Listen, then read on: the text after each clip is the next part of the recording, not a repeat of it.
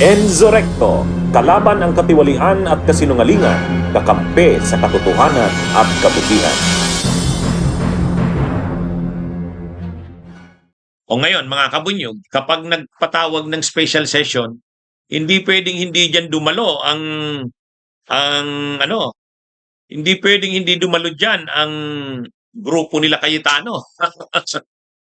Ha? Anong gagawin nila? Hindi sila dadalo? Yung grupo nila Cayetano? Ilan pa ba ang natira sa grupo ni Cayetano? 10. Oh. Anong gagawin ni Cayetano? Hindi na naman aaten diyan. Ha? Hindi pwedeng hindi sila umattend diyan. Masyado na silang garapal niyan. Pag nagpatawag ng session ng Senado sa dahil dito sa naganap na lindol, hindi pwedeng hindi umattend sila Cayetano diyan. Mai-expose niyan sa taong bayan na ano sila, interest lang nila ang iniisip nila. At saka, diyan makikita na diyan na wala na to naman talaga ng saysay ang pag-i-insist ni Cayetano na siya ang leader ng Senado. Kasi unang-una, pag naglabas sino ang magre-request sa Pangulo ng special session? O doon pa lang, sino ang magre-request sa Pangulo ng special session? Si Cayetano, magre-request ba siya ng special session? Kinakalaban niya nga ang Malacanang. Ang magre-request diyan ng special session ay ang liderato ng Senado ngayon, si Gatchalian. At ang Pangulo, sinabi naman na ng Palasyo, ang kinikilala lang nilang liderato ng Senado ay yung liderato nila Gatchalian. So ibig sabihin kung maglalabas man ng order ang Pangulo sa Senado at sa Kamara na mag-hold ng special session, ipapadala yan kay Gatchalian, hindi kay Cayetano. Doon pa lang, dapat nare-realize na ni Cayetano na wala talaga siyang kapangyarihan. Una, hindi naman siya makaka-request sa Malacanang. Ano siya, bad shot siya sa Malacanang, si Cayetano. Paano naman siya magre-request doon ng special session? Ang magre-request doon si Gatchalian yan. At kung maglabas man ng response o sagot ang Malacanang, tugon sa request na special session, itatransmit yan kay Gatchalian, hindi kay Cayetano. Kita nyo, doon pa lang, ano na. Pero, hindi rin pwedeng hindi umattend si Cayetano. Kahit hindi sa kanya ibibigay yung order ng pag-hold ng special session, hindi siya pwedeng hindi umattend. Hindi pa pwedeng baliwalain yan ni Cayetano at ng kagrupo niya. Anong gagawin? Hindi a-attend si Cayetano, si Marcoleta, si Amy Marcos, si Padilla, si Pia, hindi sila a-attend? Isusuka sila ng taong bayan. Talagang lantaran na diyan, garapalan na siya diyan na ang iniisip ay makasarili at hindi interes ng bayan. Kaya, tapos anong gagawin niya? I-insist niya na silang dalawa ni Gatchalian ang mag-preside.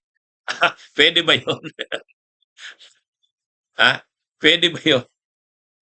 Kaya, sa totoo lang, mga kabunyog, itong gagawing special session, mai-expose dito si Cayetano na una, wala na talaga siyang kapangyarihan. Hindi siya ang magre-request ng special session. Hindi rin sa kanya ipapadala yung tugon ng Pangulo, sigurado kay Gatchalian. At ang magpipreside yan, si Gatchalian, kasi siya yung pinadalhan ng Pangulo ng order na mag-hold ng special session. Mag-i-insist si Cayetano na nandun pa rin siya, magpipreside siya. Magagalit ang taong bayan yan. Ano na ba yan? Magagalit ang taong bayan yan. Grabe na nga yung nangyari sa Mindanao, ganyan pa rin kayo, magbabangayan pa rin kayo. Pag ginawa pa rin ni Cayetano yan, mapapahiya na siya sa taong bayan yan. Grabe na yan. At saka grabe na siya kagarapan. kapag nakipag-agawan pa rin siya dyan. Ang malinaw naman, ang kikilalanin talaga ng Malacanang, ang kinikilala ng Malacanang, kahit ng Kamara. Ang Kamara siyempre magsisesyon din. Kailangang magtalastasan, mag-communicate ang Kamara at ang Senado. Kanino ipapadala ang mga communications ng Kamara tungkol sa pag-hold ng session, special session? Siyempre kay Gatchalian yan. Oh. O tapos ngayon, anong gagawin ni Cayetano? Makikipaggulo pa siya? Guguluhin niya pa yung special session na ipapatawag ni Gatchalian? Pagka ginawa niya yan, talagang isusuka na siya ng taong bayan. Pagulo na talaga siya sa bansa. Special session na nga para maadresan itong mga kababayan nating napinsala ng lindol sa Mindanao. Tapos guguluhin pa ni Cayetano. O yan. Talagang pag ginawa niya na yan, anong tawag dyan? Political suicide na yung gagawin niya. Para siya,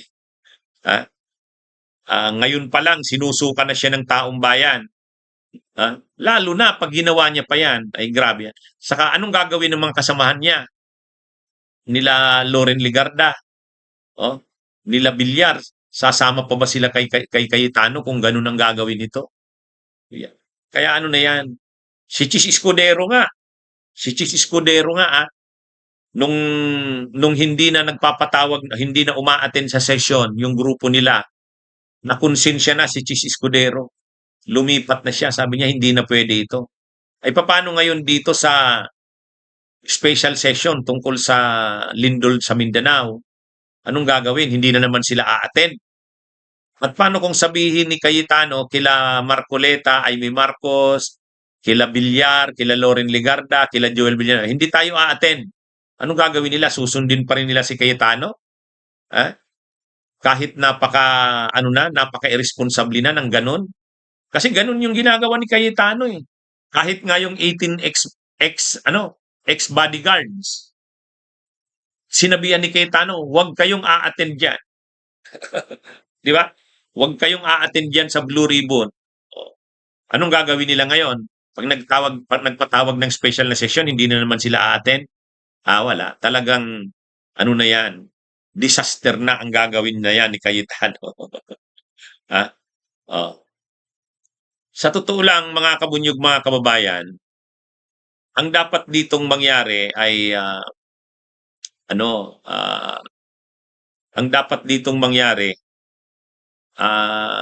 pwede na ring i-agenda dyan ang pag-elect ng Senate President. Okay, mga kabunyog, mga kababayan, magandang araw sa inyong lahat. Mabuhay po tayo.